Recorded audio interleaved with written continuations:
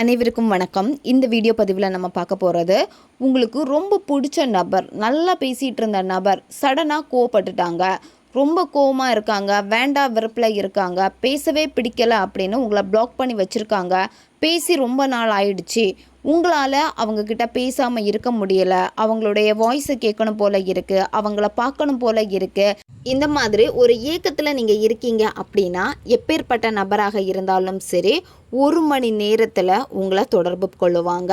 இந்த மெத்தடை வெறும் 11 முறை நீங்கள் எழுதினா மட்டும் போதும். அந்த நபருக்கு உங்கள் நினைப்பு ஏற்பட்டு அவங்களே உங்ககிட்ட வந்து மன்னிப்பு கேட்டு பேசுவாங்க. நம்ம சேனலுக்கு நீங்கள் இதான் ஃபஸ்ட் டைம் வரீங்கன்னா மறக்காமல் சப்ஸ்கிரைப் பண்ணிக்கோங்க. பக்கத்தில் இருக்கக்கூடிய பெல் பட்டனையும் கிளிக் பண்ணிக்கோங்க. அப்போ தான் நான் போடக்கூடிய வீடியோஸ் எல்லாமே உடனுக்குடன் உங்களுக்கு நோட்டிஃபிகேஷனில் வந்துக்கிட்டே இருக்கும். இப்போது இந்த மெத்தடை வந்து எப்படி பண்ணுறதுன்னு பார்க்கலாம். இந்த மெத்தடை வந்து ரிலேஷன்ஷிப்புக்காக மட்டும் கிடையாது, உங்கள் வாழ்க்கையில் என்ன விஷயம் வேணும்னு நினைக்கிறீங்களோ அந்த விஷயங்களுக்காக இதை நீங்கள் செய்யலாம். உங்களுக்கு ஜாப் வேணுமா, பணம் வேணுமா, வீடு வாங்கணுமா, கார் வாங்கணுமா, இல்லை உங்களுக்கு ஆசைப்பட்ட ஏதாச்சும் ஒரு பொருள் ரொம்ப நாளாகவே வாங்கணும்னு நினைக்கிறீங்க, இன்னும் கைக்கு கிடைக்காம இருக்குது அப்படின்னா அதை நீங்கள் அடையிறதுக்காக இந்த மெத்தடை செய்யலாம். ஒன் சைடு லவ்வில் இருக்கிறவங்க செய்யலாம். கணவன் மனைவிக்கு இடையில பிரச்சனை இருக்குது, திரும்ப ஒன்று சேரணும்னு நினைக்கிறீங்கன்னா தாராளமாக இதை பயன்படுத்தலாம். இதை நன்மைக்காக மட்டுமே பயன்படுத்துங்க. தேவையில்லாத காரியங்களுக்காக செஞ்சீங்கன்னா அதனுடைய பக்க விளைவுகளையும் நீங்கள் சந்திக்க நேரிடும். யாருன்னே தெரியாத ஒரு நபருக்காக இதை நீங்கள் பயன்படுத்தாதீங்க.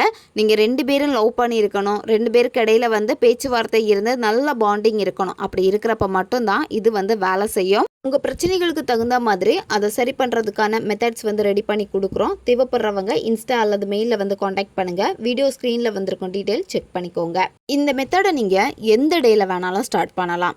எந்த நேரத்தில் வேணும்னாலும் இந்த மெத்தடை நீங்கள் செய்யலாம். ஒரே நேரத்தில் ஒரு கோரிக்கைகளுக்காக மட்டுமே இதை செய்யுங்க. இப்போ உங்களுக்கு ரிலேஷன்ஷிப்பில் பிரச்சனை இருக்குது, ஜாபு வேணும், பண பிரச்சனை இருக்குது, இந்த மாதிரி 2-3 கோரிக்கைகள் இருந்து அப்படின்னா முதல்ல ஒரு கோரிக்கைகள் உங்களுக்கு எது ரொம்ப ரொம்ப முக்கியமாக இருக்கோ அந்த ஒரு கோரிக்கையை முடிச்சதுக்கப்புறமா இன்னொரு விஷயத்துக்காக இந்த மெத்தடை நீங்கள் செய்யலாம். இந்த மெத்தடுக்கு உங்களுக்கு ஒரு நோட்டு தேவைப்படும்.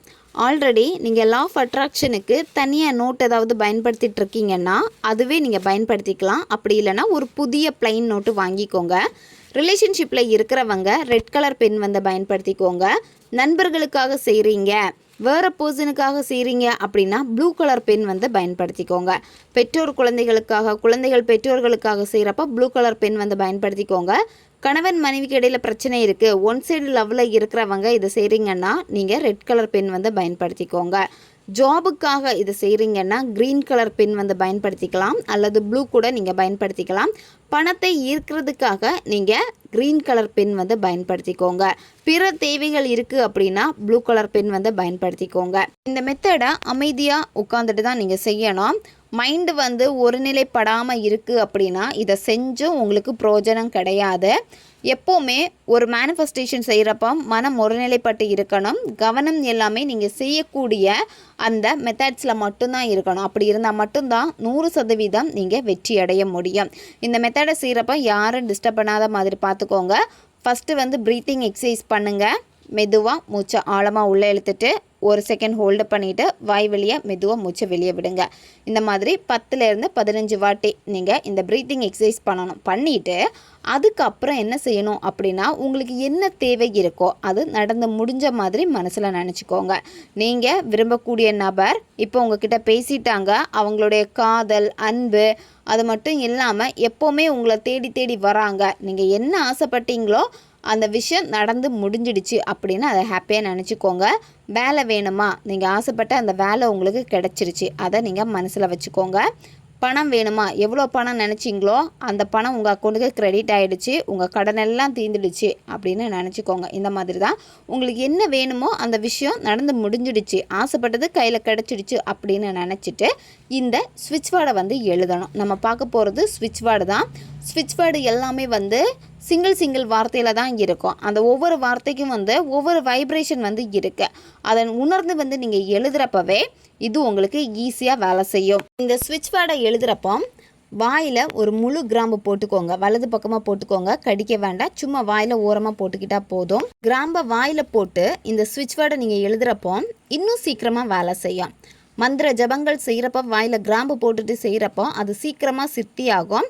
அதே மாதிரி தான் இந்த ஸ்விட்ச் வேர்டுக்கும் அந்த பவர் வந்து இருக்குது. ஸ்விட்ச் வேர்டு வந்து உங்களுக்கு வீடியோ ஸ்க்ரீனில் வரும், பார்த்துக்கோங்க. Divine magic 1176 Elohim. இந்த ஸ்விட்ச் வேர்டை தான் நீங்கள் எழுத போகிறீங்க. ஒரு நாளைக்கு 11 முறை நீங்கள் எழுதணும். 11 முறை எழுதுகிறப்போ நீங்கள் ஒரே நேரத்தில் தான் 11 முறையும் கண்டினியூவாக எழுதணும், சரியா?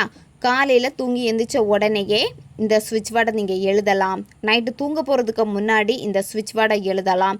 அல்லது உங்களுக்கு டே டைமில் எப்போ ஃப்ரீ டைம் கிடைக்குதோ அப்போ இந்த ஸ்விட்ச் வேர்டை எழுதலாம்.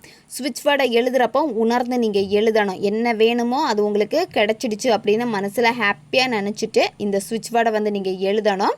இம்போஷன் எழுதுகிற மாதிரி எழுதக்கூடாது. அப்படி எழுதினீங்கன்னா இது வேலை செய்யாது. ஒரு விஷயம் செய்கிறீங்கன்னா அதை முழு நம்பிக்கை வச்சு உணர்ந்து நீங்கள் செய்யணும். அப்படி இருக்கிறப்ப தான் அந்த வைப்ரேஷன் ஃப்ரீக்குவன்சி எல்லாமே உங்கள் பர்சன்கிட்ட போய் சேரும், கரெக்டாக போய் சேரும். பிரபஞ்சம் அதை வந்து ஈஸியாக உங்களுக்கு நடத்தி கொடுப்பாங்க. இந்த ஸ்விட்ச் வேர்டை எழுதி முடிச்சதுக்கப்புறமா வாயில் போட்டிருக்க கிராம்பை வந்து கீழே துப்பிடுங்க. ஒரு நாளைக்கு 11 முறை 11 நாட்கள் இதை செய்யணும். பெண்கள் தீட்டு சமயத்தில் செய்யலாம். நீங்கள் நான்வெஜ் சாப்பிட்டுட்டு இதை நீங்கள் செய்யலாம். நீங்கள் சாப்பிட்டுட்டீங்கன்னா உடனே உட்காந்து நீங்கள் இந்த ஸ்விட்ச் வேர்டை எழுத வேண்டாம். 1 or 2 hour கழித்து நீங்கள் இந்த மெத்தடை செய்யுங்க. நைட்டு தூங்க போகிறதுக்கு முன்னாடி நீங்கள் செய்யலாம். காலையில் தூங்கி எழுந்திரிச்ச உடனே செய்யலாம். அல்லது ஃப்ரீ டைம்லேயும் நீங்கள் செய்யலாம். யாரும் டிஸ்டர்ப் பண்ணாத மாதிரி மட்டும் நீங்கள் பார்த்துக்கோங்க. ரொம்பவும் சிம்பிளான ஒரு முறை தான் இது. 11 நாட்கள் நீங்கள் எழுதி முடிச்சதுக்கப்புறமா அந்த நோட்டில் எல்லாமே வந்து ஸ்ப்ரே பண்ணிடுங்க, சரியா? உங்களுக்கு பிடிச்ச பர்ஃப்யூம் அல்லது உங்கள் பர்சனுக்கு பிடிச்ச பர்ஃப்யூம் தெரியும்னா அந்த பர்ஃப்யூம்னால நல்லா ஸ்ப்ரே பண்ணி விட்டுருங்க. ஒவ்வொரு நாளும் எழுதி முடிச்சதுக்கப்புறமா இந்த நோட்டை உங்களுடைய பில்லோ கடியில் வச்சுட்டு நீங்கள் தூங்குங்க. 11 நாட்கள் இதை நீங்கள் செய்யணும். 11 நாள் முடிச்சதுக்கப்புறமா இந்த நோட்டை வந்து நீங்கள் தூக்கி எதுவுமே போட வேண்டாம், நீங்களே வச்சுக்கோங்க. வேறு மேனிஃபெஸ்டேஷன் டெக்னிக்காக இந்த நோட்டை வந்து நீங்கள் பயன்படுத்திக்கோங்க. ரொம்பவும் எளிமையான ஒரு முறை தான் இது. தேவைப்படுறவங்க பயன்படுத்திக்கோங்க. நன்மைக்காக மட்டுமே பயன்படுத்துங்க. இப்போ உங்களுக்கு 2-3 விஷ் இருக்குது அப்படின்னா ஃபஸ்ட்டு 11 நாட்கள் செஞ்சு முடிச்சுட்டு 1 or 2 days கேப்பை விட்டுட்டு அதுக்கப்புறமா இன்னொரு விஷயக்காக நீங்கள் இதை வந்து எழுதலாம். ரிலேஷன்ஷிப்பில் நல்ல பாண்டிங்கை வந்து ஏற்படுத்தும். அந்த நபருக்கு உங்கள் மேலே எவ்வளோ கோபம் இருந்தாலும் சரி, எவ்வளோ வெறுப்பு இருந்தாலும் சரி, அதெல்லாமே மறந்து போயிடுவாங்க. உங்கள் மேலே ரொம்ப கேரிங்காக இருப்பாங்க. அவங்களே விருப்பப்பட்டு வந்து பேசுவாங்க. அவங்க பேசுகிறப்பவே அவங்கக்கிட்ட இருக்கக்கூடிய மாற்றங்களை வந்து ஈஸியாக நீங்கள் தெரிஞ்சுக்கவும் முடியும். இந்த ஸ்விட்ச் வேர்டை எழுதுகிறப்போ நீங்கள் உங்கள் நபரை போய் தொல்லை பண்ணக்கூடாது. அவங்கள நீங்கள் காண்டாக்ட் பண்ணவே கூடாது. அவங்க எப்போ பேசுவாங்க, எப்படி பேசுவாங்க அப்படின்னு யோசிக்கவும் கூடாது. உங்களுடைய வேலை என்ன? நீங்கள் மேனிஃபெஸ்டேஷனை கரெக்டாக நீங்கள் செஞ்சு முடிக்கணும். நீங்கள் ரிசல்ட்டை வந்து எதிர்பார்க்காதீங்க. ஈஸியாக பிரபஞ்சமே அந்த ரிசல்ட்டை உங்களுக்கு ஏற்படுத்தி கொடுத்துருவாங்க. எக்ஸ்பெக்டேஷன் எதுவுமே வேண்டாம். நீங்கள் செய்யக்கூடிய செயலை மட்டும் கரெக்டாக நீங்கள் செஞ்சாலே போதும்.